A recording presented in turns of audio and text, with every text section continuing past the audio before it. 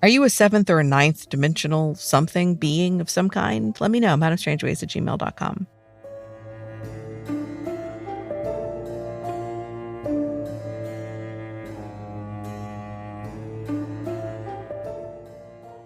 Hello, stranger, and welcome to Madame Strangeways, where I, Madame Strangeways, narrate your true strange stories of the unexplained.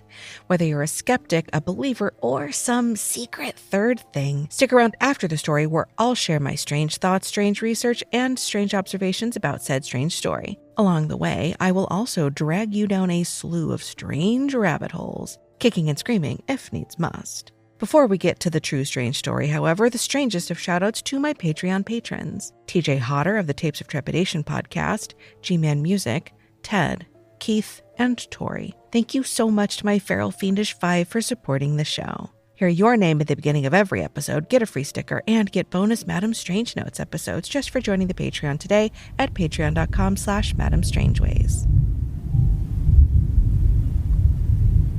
That thunder is always right on cue. Guess that means it's about to rain hellcats and hellhounds outside. So you know what that means. Settle in for a true strange story here with Madame Strangeways.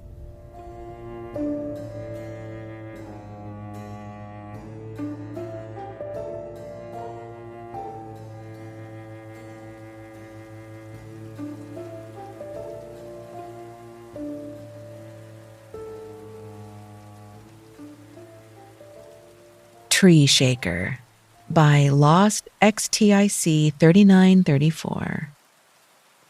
This is my first time explaining this story online.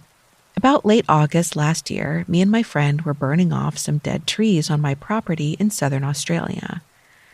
It was late evening, still plenty of light to illuminate our surroundings while we were burning off. I vividly remember my friend saying he was going to head back to our cabin about 80 to 100 meters from where we were burning off to go retrieve some more matches. So he swiftly walked off and I was left stoking a small fire facing a partially dense forest, but not dense enough for me to not see through the eucalyptus trees. As I looked through the trees, waiting for my friend to get back, I heard the sound of a branch snapping off a tree somewhere in the forest. I looked to where the sound came from and noticed a tree that stood out from the others. It was shaking or wobbling, not a lot, but for a tree to shake, you need a lot of power. Even though it wasn't the biggest tree in that area, whatever is making this thing shake would have to be fairly strong. Then, just as all this was going through my head, the tree stopped shaking. Then, from what I immediately saw at first, looked to be a person wearing a white t-shirt. But then my soul left my body as whatever was standing by this tree began to start shaking violently, and the way it was shaking the tree looked unnatural and unhuman. I can't explain how I felt. I guess I just froze and watched it continue to shake the tree. Then, to my relief, I heard the sound of my friend's voice as he called out, "What are you staring at?" I snapped out of my trance and said, "Look, something is shaking that tree." We both look over, but there's nothing there, and the shaking has stopped. As my friend was just about to ask me what I saw, we heard the distinctive sound of wood breaking and looked over in the direction of that tree, and to our horror, the tree was falling and fell to the ground with the sound of loud cracks and wood breaking. We turned and sprinted back to the camp. We tried to explain what we saw. To my surprise, my dad believed me to the point that he believed we had an intruder on the property. He asked if I wanted to show him where the tree fell, which I very swiftly denied. After a sleepless night of thinking about what I saw, a few weeks later, I built the courage to head out there. But I got about halfway and said, nah, not worth it. Sorry for the long story, but if anyone might know what I saw or could explain my encounter, please let me know.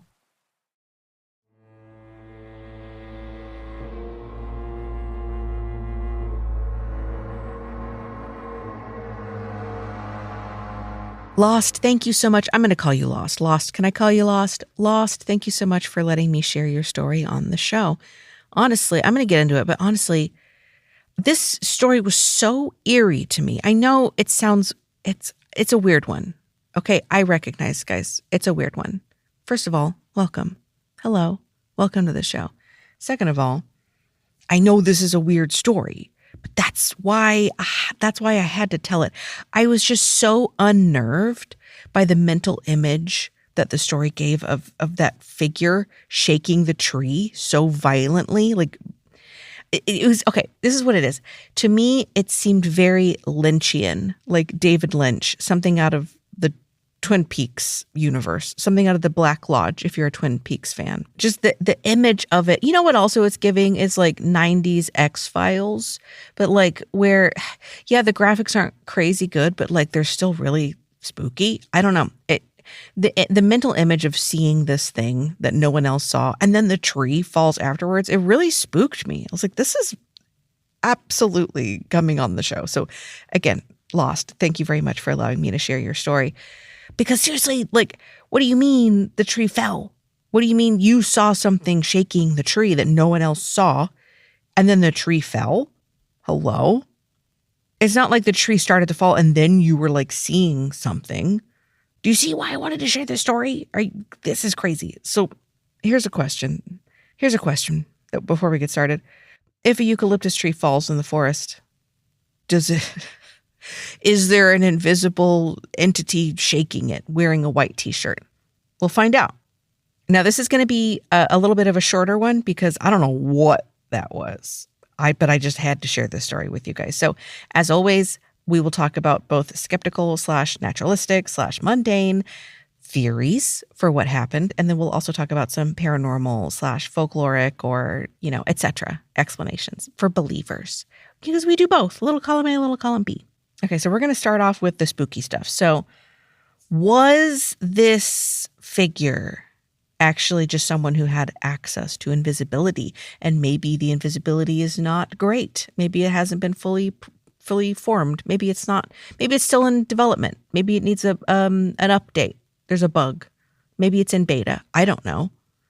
If we look at the 1897 novella by H.G. Wells, The Invisible Man, in which a scientist figures out how to change his body's refractive index to that of air so that it doesn't absorb or reflect light, which means that he is now invisible. I don't know. Did someone figure that out? Maybe that's based in real science. I'm not a scientist. Are you? Are you an invisible scientist? Let me know, madamestrangeways@gmail.com. So maybe someone did figure it out. Maybe a scientist, a rogue scientist, a hobbyist scientist perhaps, figured it out and then went to mess around with some trees in a forest in Australia? Maybe. Possibly. You know what? Pause. Okay, we're talking about Australia. We're in Australia. I want to set any Australians' minds at ease. There will be no talk of shrimps on the Barbie. That's it. That's the only time I'm going to say it. That's it, because I understand. Y'all don't even call them shrimp. You call them prawns. Okay? I understand. So we will not be slandering the fine Australian people in this episode. All right? That's it. That's the only time you're going to hear me say shrimp on the Barbie. Okay, just those 2 times. That's it. All right? We're going to continue. Okay, maybe what explains what happened is like parallel universes, another dimension, or something, space-time continuum, the multiverse, string theory, I don't know, phrases like those. So Lost, I have a question for you. Were you perhaps seeing through dimensions into a universe in which someone in a white t-shirt was cutting down a tree? And there was like, I don't know, like distortion between universes that kind of made it look like that. Like, okay, you know how helicopter blades don't appear to move when they're recorded, and it's because of like the FPS and the speed of the blade. I don't know. I'm not a scientist. But there's a reason why it doesn't appear that way on the film. And maybe it's something like that with like our weak human eyes that like can't see in 7 dimensions, or like how those shrimp can see like 9 million colors and we're stuck with, I don't know, however many we have. Is there something there? So you were seeing through the dimension, but you can't fully see it or comprehend it because they're in the 9th dimension and you were only seeing, I don't know.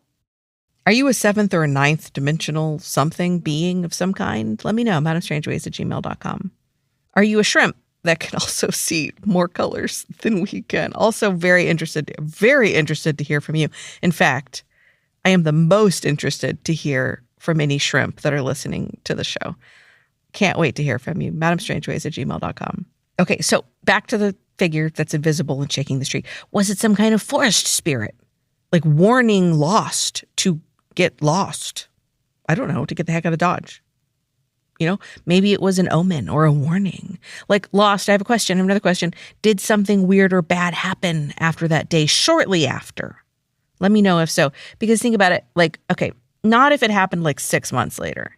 I wouldn't even say 3 months later. But like in the next 30 days after that tree story, did something bad happen to your family? Or like a near miss that maybe that was a warning for? Let me know, madamestrangeways@gmail.com. And then because this is in Australia, we're going to just very briefly talk about the Chanpa. So this is from the National Museum Australia by Dr. Melinda Hinkson. Mervyn Meggitt, an anthropologist, describes Chanpa as malicious beings who can on occasion seem to be wholly immaterial and to possess miraculous powers, yet have many human qualities and frailties.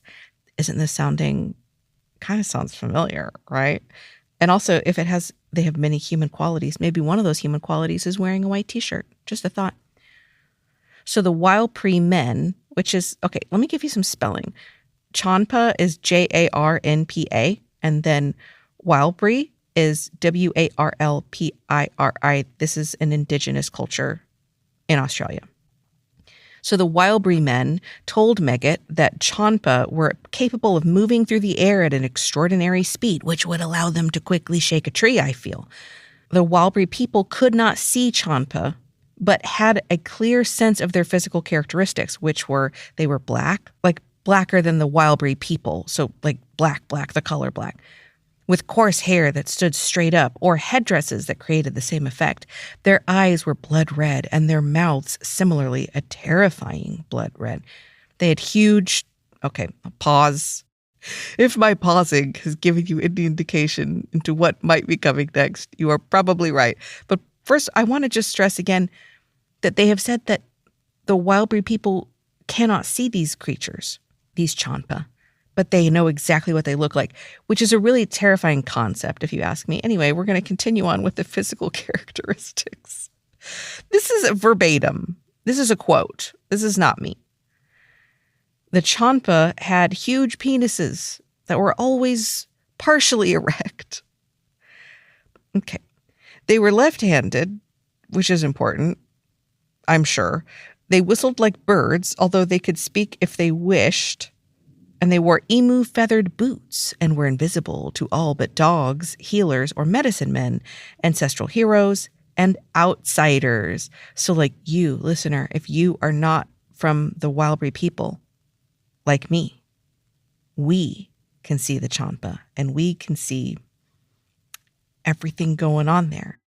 The Chanpa's invisibility meant that they could enter a camp and steal anything they liked, or perhaps, this is me adding this, push down a tree, knock a tree over. They could do whatever they want because they're kind of invisible. In the dark of night, people would extinguish fires if there was a concern that Chanpa were close by. Chanpa were known to take human wives. These women, as well as small children, were abducted when hunting alone. Women were said to remain with their abductors, however, because the sexual prowess of the Chanpa kept them satisfied. Now, here on Madame Strangeways, I always like to give respect to any culture that I may be covering. But I don't know, I think maybe the rumors of the sexual prowess of a creature who is always partially, you see what I'm saying? Is that, I mean, look, I'm not going to, you know what? I'm not going to get into it. It's fine. Y'all, it's fine. We're moving on. We're not going to talk about, all right, moving on. We're moving on. But here, hold on. Because we're talking about the Warlpiri people, I want to talk about this.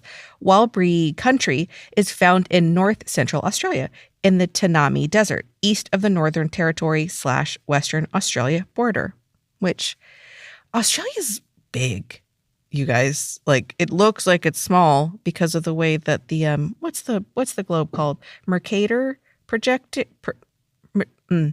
Mercator projection, the way that the globe is cut up in order to like lay flat from having been on a globe. Australia is big. And this is from Wikipedia. Wildberry traditional territory was resource poor from the European perspective, which will turn out to kind of be a good thing for them. And it laid a considerable distance away from the main telegraph routes and highway infrastructure built by Europeans, a fact which meant that they were not affected by these intrusive developments, allowing their culture to remain relatively intact and flourishing.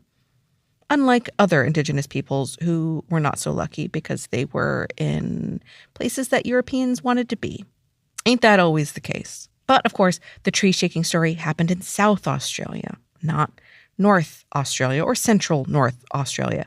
But it's not like Champa are like contained with electric fencing like raptors. And even if they were, they can fly. Presumably, they could also wear white T-shirts. Just kind of Winnie the Pooh style. You feel me? Like top only. You see, okay. I'm sorry, the description did not say anything about any other clothes, just a white T-shirt. That's why I'm stuck on it. Hey there, Delilah. Okay, but anyway, because the Champa have such extraordinary speed, could one of them have been shaking that tree with their speed? You know what I'm saying? And then also, by the way, if Lost isn't indigenous or from the Wildberry people, they would be able to see the Champa. Now, it was kind of half invisible, but I don't know what the rules. Are you a Champa? Don't email me. I don't know that I want you to email me. Like, you can. I just don't know if I'm going to reply. madamestrangeways@gmail.com. Any Champas out there listening? Am I misunderstanding you? Let me know. And then from the skeptical or naturalistic point of view, I really haven't got much here. And that's the thing about naturalistic theories of the unexplained, is that it's kind of the same thing over and over. And you already know what I'm going to say. But hold on, before we get there. First, I want to bust a myth that I didn't know existed, nor did I know that it needed busting. But this is from Conservation Council of South Australia. Here's the myth. Eucalyptus trees are prone to dropping branches and don't belong in cities, especially backyards. Fascinating, but nope, don't believe that. That's a myth. So the Conservation Council of South Australia wants you to know that any tree can drop its branches, but it is not a frequent occurrence. It can happen as trees age, and if they are not well tended. There's little evidence that eucalypts, which is the plural for any eucalyptus tree, of which there are a bunch of different varieties. So there's little evidence that eucalypts are more prone to dropping their branches than any other tree. A few of the very large and fast-growing eucalypts are known to drop branches, but this is infrequent. So calm down, everyone. Calm down. But that would have been really helpful if actually that turned out to be true. If it was like, oh yeah, eucalyptus trees just fall over all the time. That might have helped explain something, but not the figure that Lost saw shaking the tree. And then finally, what you were probably waiting for this entire episode, if you are a regular listener, and if you are, thank you. Thank you. Welcome back. Finally, here we go. Hallucinations. Yep. You come on down. Did you guess that? Because that's what it is. That's what I'm thinking. It could be a hallucination. Of course, I love a good hallucination. Hallucinations, as I will say time and time again, super, super common. Super common. Especially since Lost's friend didn't see the figure. I'm leaning towards hallucination to explain the figure itself. But then there's the tree. Anyway, let's start one thing at a time. Lost. I have a question for you. Another one. Is this number 4, 3? I'm not sure. Lost. Were you really tired that day? Overheated, perhaps? Overworked? Dehydrated? Had you started or stopped any new medications? There's genuinely so many things that can actually cause a visual hallucination, and that can never happen again. Because when you have a hallucination, a visual hallucination, it does not mean you're crazy, air quotes. It doesn't mean that you're forever crazy, air quotes. It's fine. People have them, and then sometimes they never have them again. Especially when they're doing a lot of hard work and maybe they're not fed enough or they're dehydrated. Listen, sunstroke, heat stroke, dehydration, they will mess you up. I personally can attest they mess you up. Now, did I hallucinate? I don't think so. But I could have. Maybe I didn't. I don't know it because it was a hallucination, you know? Anyway, there's so many things that can cause a visual hallucination. But even if it was a visual hallucination, even if Lost did hallucinate that figure shaking the tree, then why did the tree fall right after that? Why? It doesn't make any sense. Again, if the tree was starting to fall and then Lost hallucinated seeing a figure to kind of explain it, you know, like maybe not even hallucination, you just see something and it doesn't make any sense. And sure, okay. But that's not the order. It was hallucination first and then tree falling. Isn't that wild? Isn't that wild? It doesn't make any sense. I don't know. I don't have an explanation. Very, very scary. Tell me, am I alone? Was this not kind of creepy? Did anyone else picture sort of like Lynchian imagery with this story? I don't know. Let me know. Anyway, like I said, this is a short one.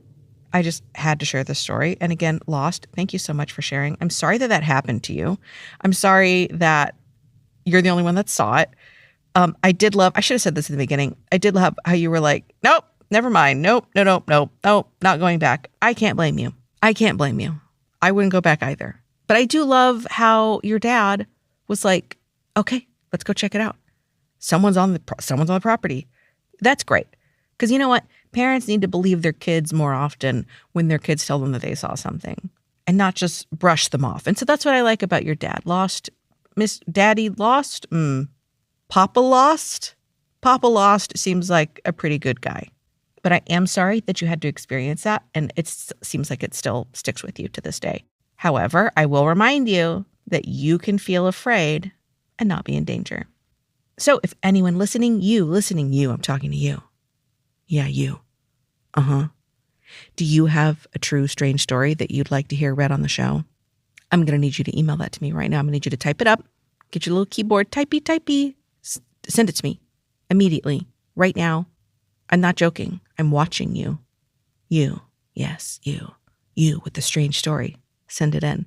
And I can't wait to read it.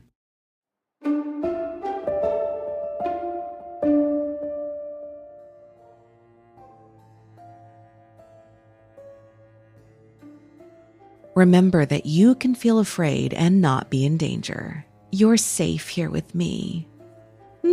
Probably. Thank you for joining me for more true, strange stories of the unexplained. I'm running a one-madam show here, so please do me a strange solid and follow the podcast, leave me a rating on Apple or Spotify, and maybe even join the Patreon at patreon.com/madamestrangeways for bonus content. Madame Strangeways is produced and narrated by me, Madame Strangeways. Theme music is by Marina Ryan at marinamakes.co. Cover art is by Andrea Giselle Roldan at Cult of Teddy on Instagram. Every strange story is shared with the permission of the author. You can submit your own true strange story to madamestrangeways@gmail.com. See you soon, she said ominously.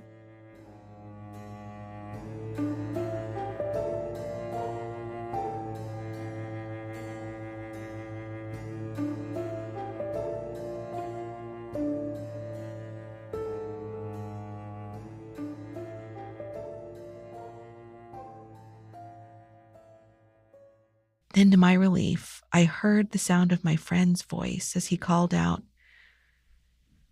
"What are you staring at?" What are you staring at? What are you staring at?